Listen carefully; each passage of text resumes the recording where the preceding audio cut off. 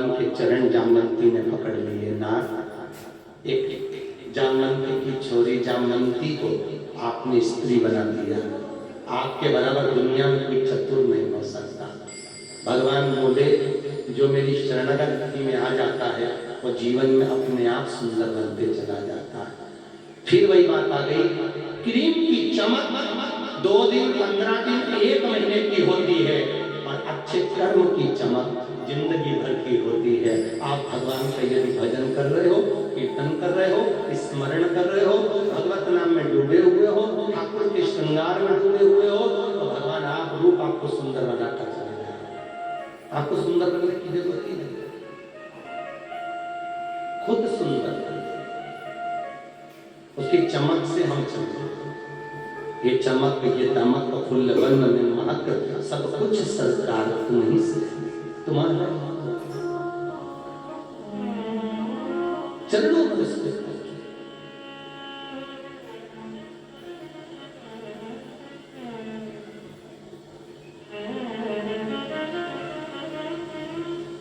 किसी ने कहा, महाराज जी मंदिर के दरवाजे पर बहुत सारे भिखारी बैठे रहते हैं, भगवान सभी का भाग्य चमकाते हैं, तो इनका क्यों नहीं चमकाते? मंदिर के दरवाजे पर बहुत सारे भिखारी बैठे रहते हैं, भगवान सबका भाग्य चमकाते हैं, तो इनका क्यों नहीं चमकाते? पर शास्त्र कहता है भगवान के दरवाजे पर बैठे हुए हैं, भाग्य तो जब वो दरवाजे पर पहुंचे थे तभी चमक गया, पर उन्होंने उस दरवाजे को ही धंधा बना लिया, तो कर क्या सकते हैं?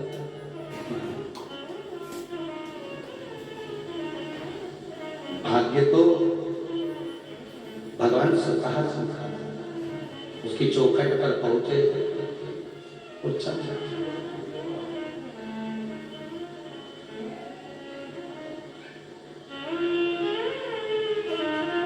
आपको मालूम होगा, पहले हमने राखड़ी वाला परिवार में जब कथा करी थी तो बताया था कि जब हमारी 51वीं कथा हुई थी, सुनीता भाभी को भी याद है, बुधनी घाट पर कथा करी थी, तो एक भिखारन ने भंडारा करवाया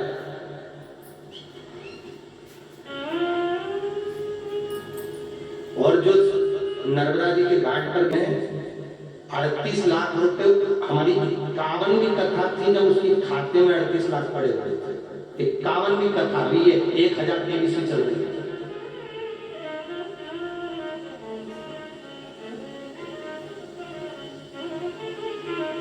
51वीं कथा, भाभी कथा में कई बार कहा 51वीं कथा थी तब उसके खाते में 38 थे। तो हम सोच रहे हैं भगवान भाग्य नहीं बनाया, दरवाजे पर भिक्षा मांग रहे हैं या दरवाजे पर भीख मांग रहे हैं, भिक्षुक हैं, तो भगवान इनका भाग्य क्यों नहीं बना? भगवान ने तो भाग्य बना दिया, अब वो अपने आप में भाग्य ना बनाए तो बात नहीं।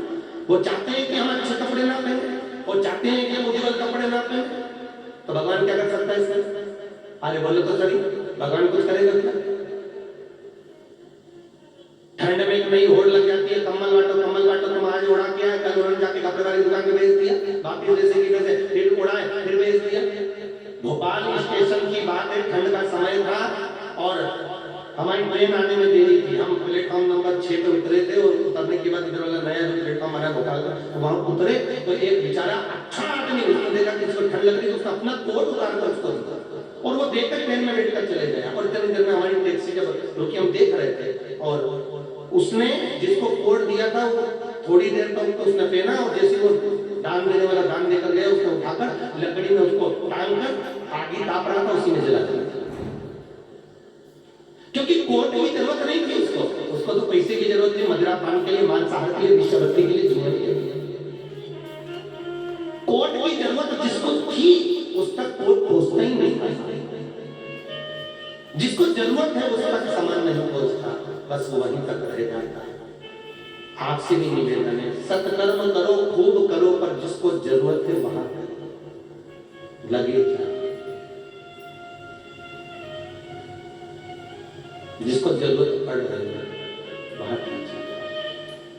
भगवत तत्व की ओर चलिए, भगवत स्मरण की ओर चलिए। जामवंती सुंदर हो गई, सत्यराजीत ने अपनी बेटी सत्यभामा के साथ में विवाह कर दिया। भगवान आनंद में निवास कर गए। समय आया, चारों तरफ सुख समाहित हुआ।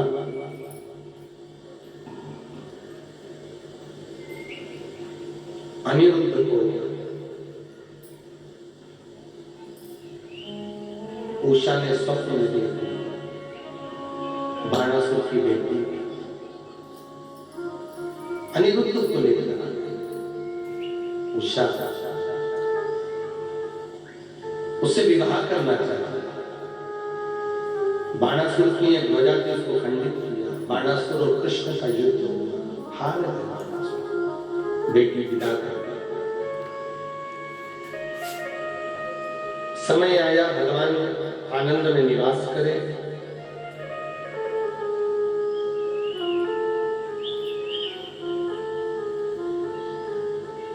जरासंध सेना तैयार करता, बार बार युद्ध करता। आज भगवान कृष्ण भीम और अर्जुन को जरासंध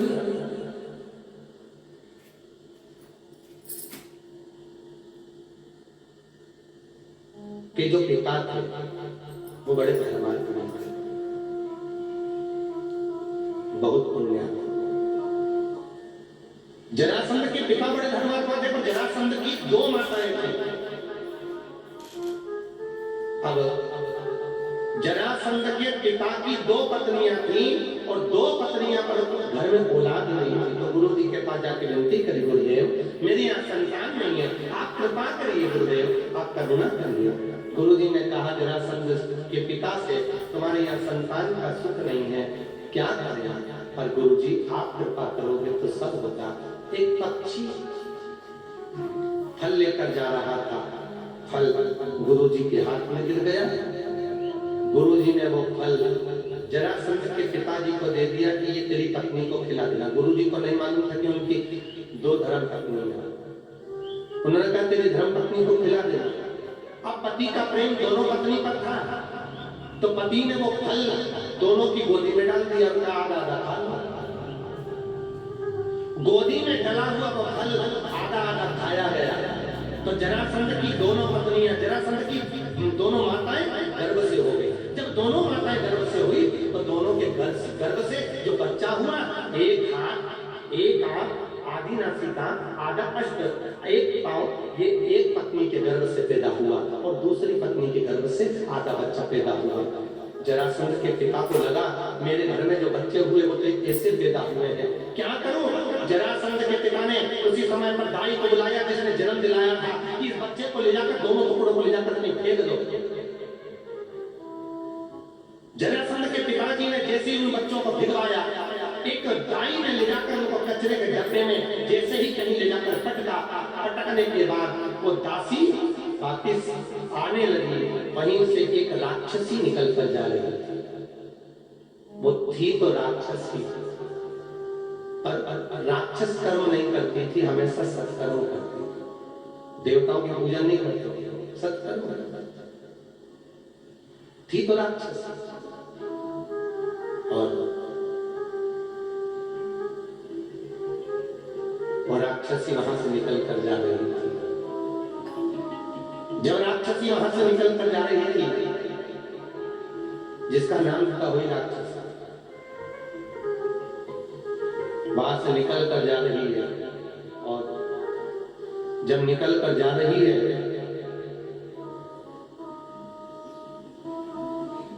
जाते जाते उसने उस बालक को देखा कि दो टुकड़े हैं और अलग अलग पड़े हैं।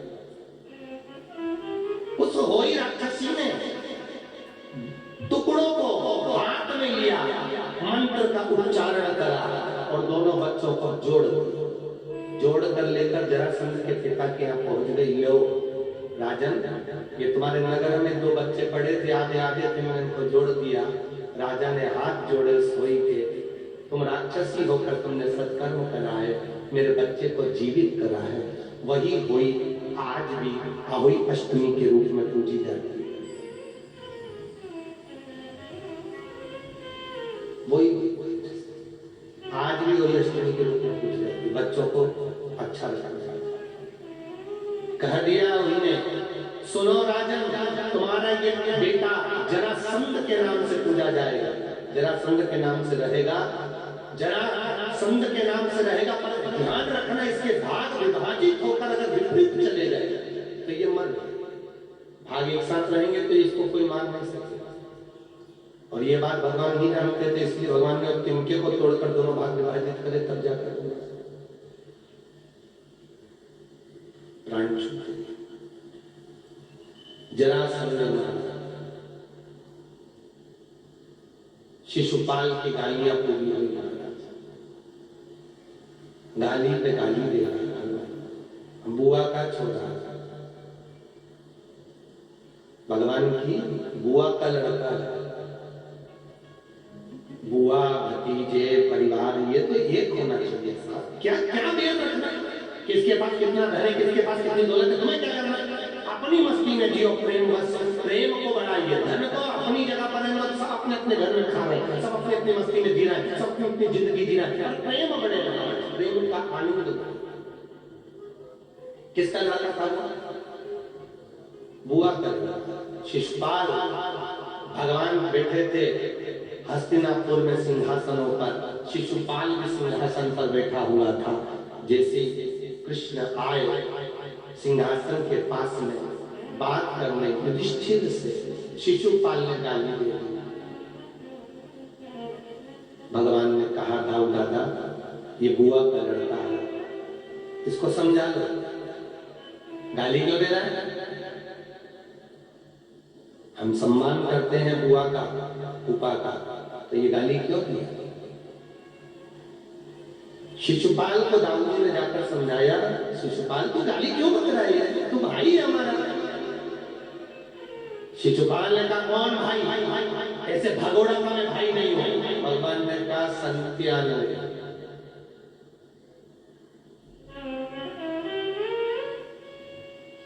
दाऊदा ने पूछा, ये संत्यान क्या बोला तू? कन्हैया बोले, 97 गाली बक चुका, 100 है इसके खाते। भगवान बोले, फालतू की बात मत कर कृष्ण, अगर ये नहीं जा रहा तो तू उठ के चले। दाऊ जी का कहना माना, भगवान कृष्ण जाने लगे। जाते जाते भगवान कृष्ण ने दाऊ जी को प्रणाम करा, बड़े भाई थे। शिशुपाल भी उम्र में बड़ा था, बुआ का लड़का, उसको भी प्रणाम करा। जैसे प्रणाम करा तो शिशुपाल बोला, ओ छोटे। भगवान ने कंध्यान। कितनी बची? 2। शिशुपाल के सामने भगवान निकल कर जा रहे थे। भगवान ने मन में सोचा, 2 ही तो बची, अब काम निपटा ही दो, बार बार बच गिराना पड़ेगा, क्या मतलब हुआ? भगवान जाने लगे तो जाते जाते दाऊद जी से बोले, भैया जब आप आओ ना द्वारका तो बुआ जी के बेटे की शिशुपाल द्वारका देख जाएगा। इतने में शिशुपाल बोला, तेरे जैसे गवार की द्वारका देखने आऊंगा, गाय चराने वाला ढोल। अरे भगवान ने कहा, हो गई सो सुदर्शन उठाया, शीश काट दिया, शीश कटा, शिशुपाल का सिर कटा। दाऊ जी बोले, कन्हैया अच्छा नहीं होगा। भगवान बोले, सब अच्छा होगा। अच्छा नहीं अच्छा होगा, तो गाली पे गाली दिया जाए, अपन का चुन करे। तो तू क्यों बोला कि द्वारका लेकर? तो रिश्तेदार बोले नहीं कि द्वारका आना, और रिश्तेदार से नहीं बोले तो किससे बोलेंगे? अब कई ऐसे लोग जिनको निस्वार्थ द्वारका आने का तो प्रेम की भाषा के साथ पधारना साहब, आप भी तो बोलते होगे, और आना साहब पधारना, खूब आना, तो प्रेम की भाषा है।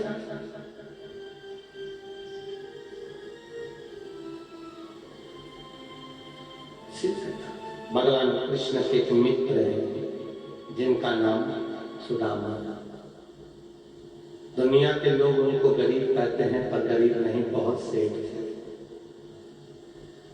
बहुत सेठ। दुनिया का सबसे बड़ा गरीब व्यक्ति कौन है? तो भागवत कहती है, जिसके पास बहुत होने के बाद भी सत्कर्म ना हो पावे, दान ना हो पावे, भजन ना हो पावे, वो दुनिया का सबसे गरीब व्यक्ति। और दुनिया का सबसे बड़ा सेठ वो है, भले धन ना हो पर मन बहुत बड़ा हो। मन बड़ा रखिए। यदि मन बड़ा है तो धन भगवान खुद बढ़ा देगा, खुद बढ़ा देगा। सुदामा गरीब नहीं है, सुदामा सेठ है। भगवत भजन में डूबने वाले हैं सुदामा। अपनी रोज कहती है, आप जाइए एक बार द्वारकाधीश के दरवाजे पर जाइए, भिक्षा क्या लेकर जाऊंगा उसके दरवाजे, क्या लेकर।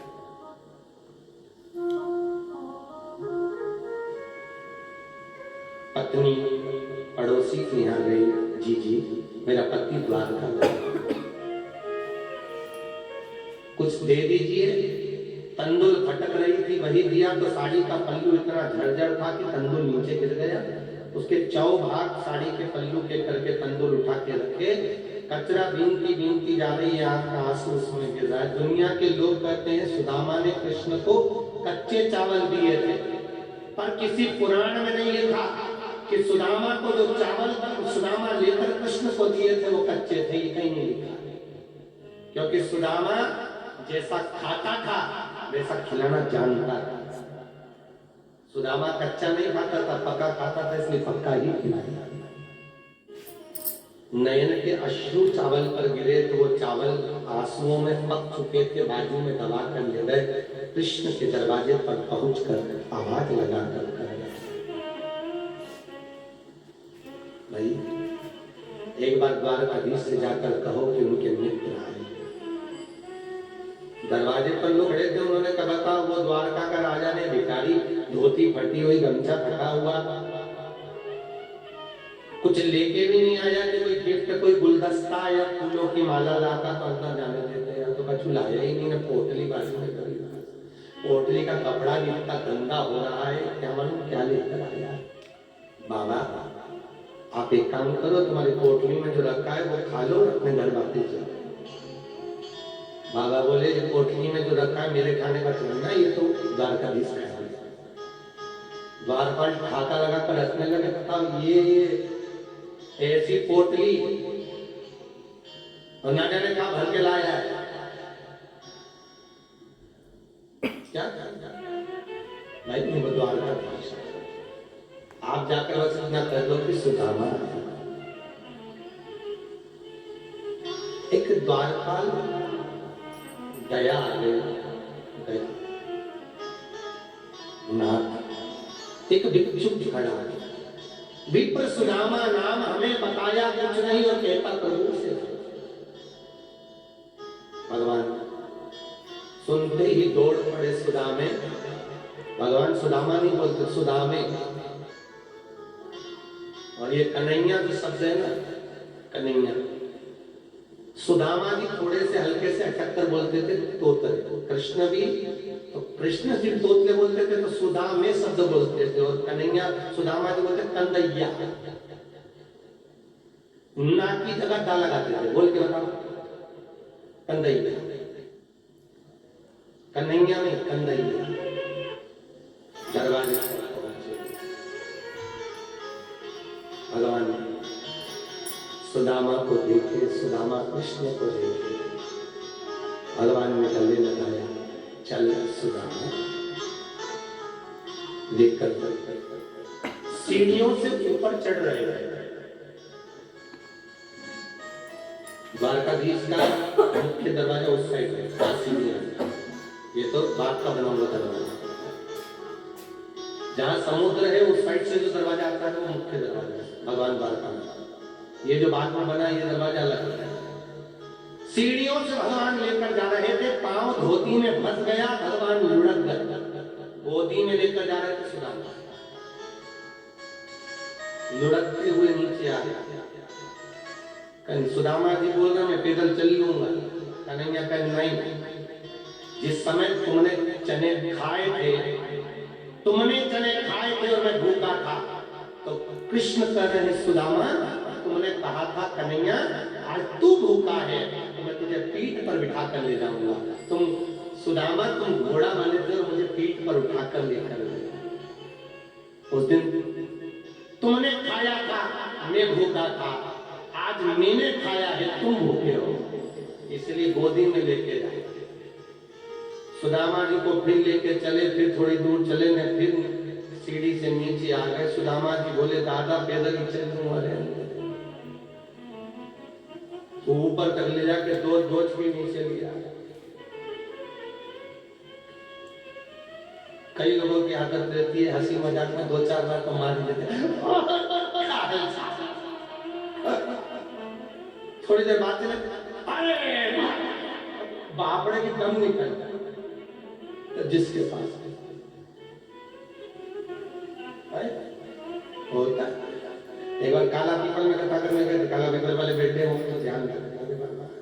काला पीपल में कथा करने गए, अग्रवाल महिला मंडल की कथा थी। वहां पर एक माता जी की आदत थी, वो हंसी हंसी में काट खाती है। महिला मंडल की कथा, अब और अपनी कथा ठाकुर जी की कृपा से उसमें हंसी तो जरूर है। अब कोई हंसी का प्रसंग आ गया और वो अम्मा के पास में दूसरी कोई अम्मा बैठी थी। अब दूसरी अम्मा बैठी तो उसकी पटली मटली बंधी हुई और उसका थोड़ा सा पेट बड़ा। अब जाओ उसके पास में बैठी और उसको मालूम नहीं था कि भाई काटे, अब उसको क्या काटा। अब पटली मटली मिला के बढ़िया आराम से बैठी और पेट दिख रहा है। अब इतने में वो हंसी की बात आती और वो हंसी की बात आई और वो हंसते हंसते काट, अब जैसे काटना उछलता, अरे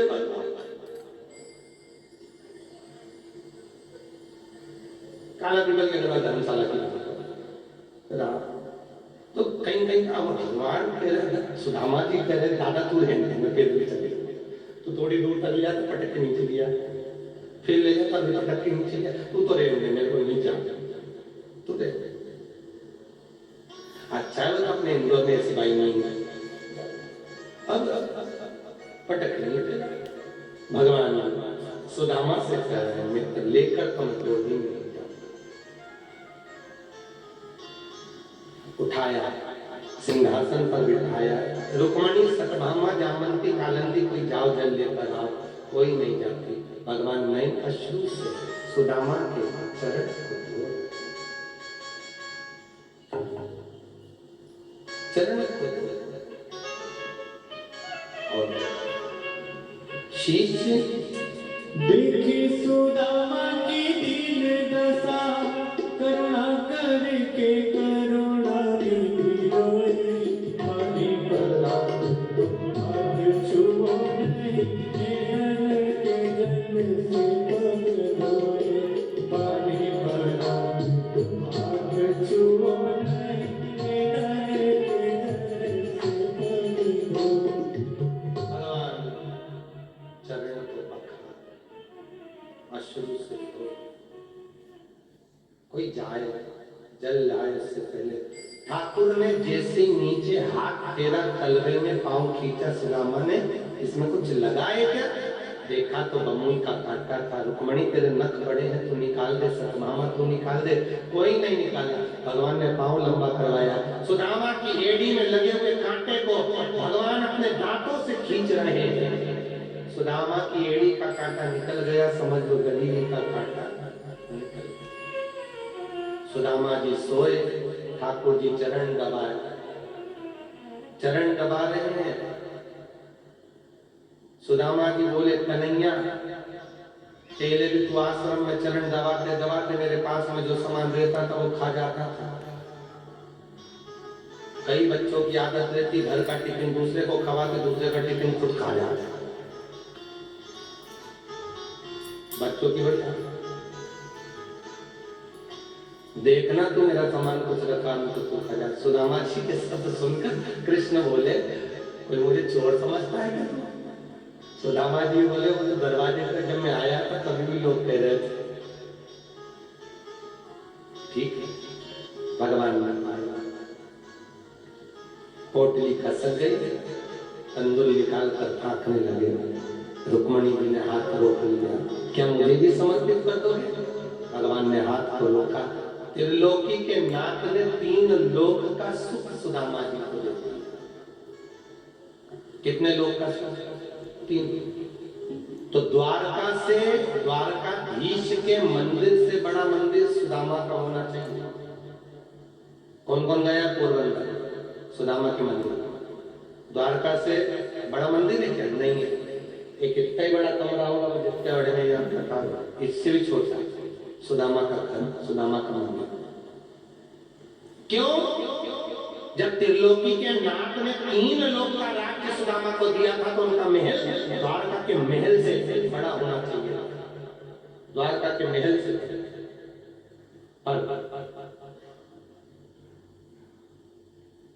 छोटा क्यों है?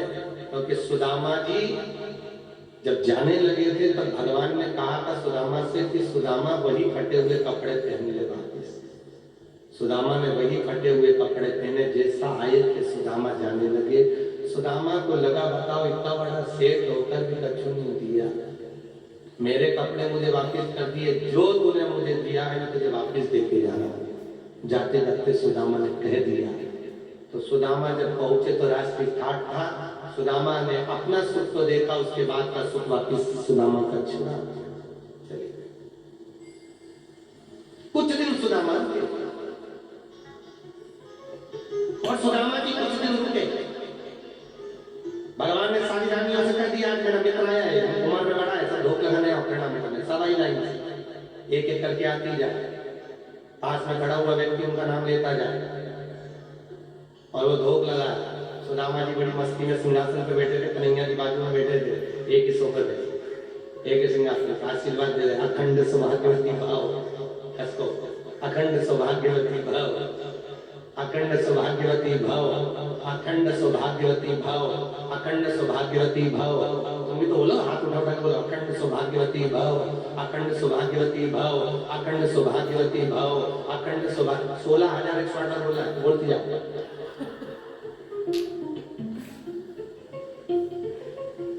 25-50 बार सुदामा जी ने बोला अखंड सौभाग्यवती भाव। सुदामा जी पांव ऊपर रख के बोले देखते अपनी है, हाँ चलने दे, अपनी चल रही है। सुदामा जी बोले सौभाग्यवती भाव, अखंड गायब हो गया। सौभाग्यवती भाव, सौभाग्यवती भाव, सौभाग्यवती भाव, सौभाग्यवती भाव, सौभाग्यवती भाव, सौभाग्यवती भाव। और 25-50 बोली। अब सुदामा जी बोले ये भी देख रहे, ये भी अपनी है, हाँ चलने दे। ये भाव भाव भाव भाव भाव। सुदामा जी बोले ये भी अपनी है, बोले हो। अब सुदामा जी जैसे हो बोले, इतने में सुदामा बोले कन्हैया इन सबको रोक दे, तू मेरे पाँव पड़ ले, मैं तुझे आशीर्वाद दे दूंगा कि इनका सौभाग्य अमर रहेगा। इतने में कन्हैया बोले नहीं, सबको आशीर्वाद देना पड़ेगा। सुदामा जी बोले दादा इनकी आशीर्वाद के चक्कर में मुझे आशीर्वाद की जरूरत पड़ जाएगी, मेरे घर छोड़ दिया, मेरे नाम मेरे घर छोड़ दिया, मुझे तू तो अभी की अभी छोड़ दिया। इतने में कन्हैया बोले सुदामा जी अभी तो तेरी बहू में आएंगे, इनके छोरा छोड़ के आएंगे। सुदामा जी मुझे कितने हैं? जैसे ही भगवान बोले 1,77,187 सुदामा सिंहासन से नीचे सुदामा बोले बाप की सौगंध खाऊं, दूसरी बार द्वार कर दिया, मुझे मेरे घर छोड़िए, अब नहीं आऊंगा दादा। इस कमरे में से घुसो, उस कमरे में निकल गए, उस कमरे में से घुसो, उधर निकल गए, आखिरी का कमरा जिसमें से घुसे तो वो तो मिले ही नहीं, हमें तो नहीं, हमें नहीं। चलो पता मेरे यार सुदामा भाई घड़ा बिना मेरे यार सुदामा रे, कोई घड़े बिना मेरा, मेरे यार सुदामा रे, कोई घड़े बिना मेरा।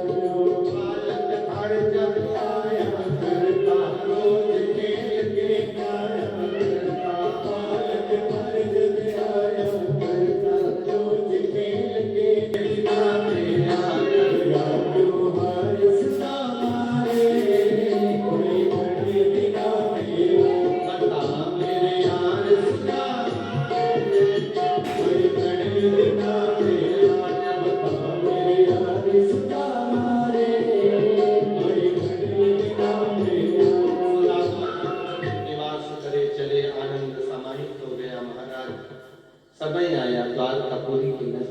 संत पधारे।